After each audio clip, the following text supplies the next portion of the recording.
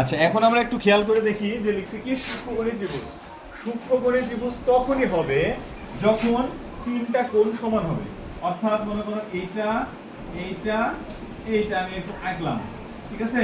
তাহলে এটা যদি এ হয়, এটা যদি বি হয়, এটা যদি সি হয়, এটা একটা কোণ, এটা একটা কোণ, এটা একটা কোণ, তিনটা কোণ না? তাহলে যখন আমি বলবো এ বি সি তখন এই কোণটা, আমরা যখন বলবো কি বি সি এ বা এ সি বি তখন এটা, আবার যখন বলছি কি সি এ বি তখন হচ্ছে এটা। ওকে, অর্থাৎ কোণ একটার নাম কি হচ্ছে যে এ বি সি সমান কোণ হচ্ছে যে এ বি সি গেছে বি সি এ বা এ সি বি, আর একটা হচ্ছে সমান হচ্ছে কি বি এ সি। এই এই যে তিনটা কোণ, এখানে তিনটা কোণ পরস্পর কি হবে? সমান হবে।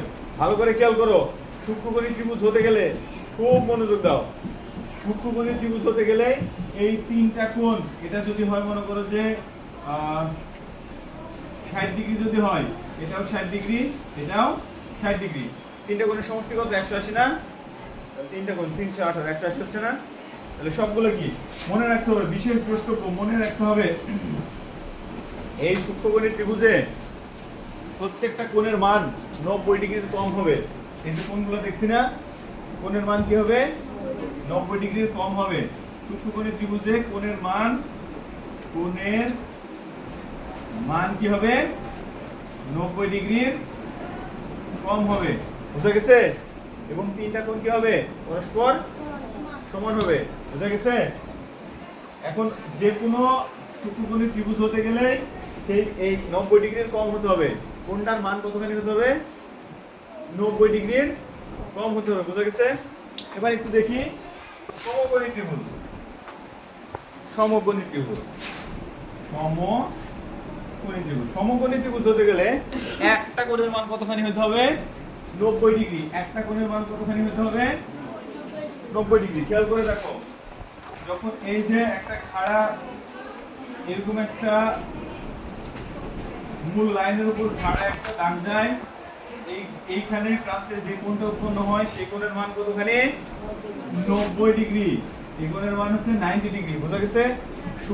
যখনই সমকোণী ত্রিভুজ হতে যাবে তখনই একটা কোণ কতখানি হতে হবে? একদম অবশ্যই অবশ্যই অবশ্যই কত ডিগ্রি হতে হবে? 90 ডিগ্রি হতে হবে। কয়টা কোণ? একটা, কারণ আমরা জানি তিনটা কোণের সমষ্টি 180 ডিগ্রি। তিনটা কোণের সমষ্টি 180 ডিগ্রি না? যখনই সমকোণ হতে যাবে তখনই কি হতে হবে? একটা কোণের মান 90 ডিগ্রি হতে হবে। সেটা এটা হতে পারে, এটা হতে পারে, এটা হতে পারে, যে কোনো দিকে একটা কোণের মান কত হতে হবে? 90 ডিগ্রি। আর বাকি দুটো মিলে 90 ডিগ্রি। ক্লিয়ার? বুঝা গেছে? এটা গেল সমকোণী ত্রিভুজ। অর্থাৎ এটা যদি এ হয়, এটা যদি এ হয়, এটা যদি বি হয়, এটা যদি সি হয়, তাহলে এ বি সি, কোণ এ বি সি সমান কি হবে? 90 ডিগ্রি। বুঝা গেছে? বুঝা গেছে কি সমকোণী ত্রিভুজ? বুঝা গেছে? আরেকটা কি আছে? আরেকটা আছে স্থূলকোণী ত্রিভুজ। আরেকটা কি আছে? আরেকটা আছে স্থূলকোণী ত্রিভুজ। এখান থেকে বুঝতেই পারছিস স্থূলকোণ মানে হচ্ছে যে 90 ডিগ্রির বড় হবে। একটা কোণ কি হবে? স্থূলকোণী ত্রিভুজ একটা কোণ কতখানি হবে? এইরকম মনে করো, এটা আমরা এরকম আঁকছিলাম না? এইরকম খেয়াল করে দেখো, এটা যদি এ হয়, এটা যদি বি হয়, এটা যদি সি হয়, এই কোণটা কি হবে বলো তো? 90 ডিগ্রির বড় না? এই কোণটা, এটা ছোট, এটাও ছোট, 90 ডিগ্রির বড় হবে। স্থূলকোণী ত্রিভুজ মানে কি? অবশ্যই অবশ্যই 90 ডিগ্রির বেশি হতে হবে। বুঝতে পারছি? একটা কোণের মান কতখানি হতে হবে?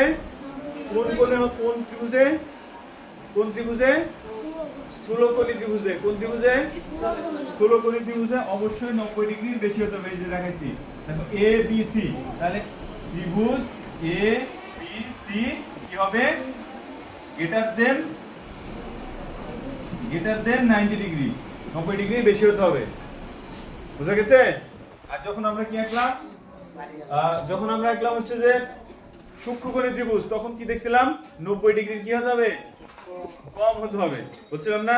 আর সমকোণী ত্রিভুজে কি বলেছিলাম? 100% 90 ডিগ্রি এক্সাক্ট হতে হবে। বুঝা গেছে? ওকে। এখন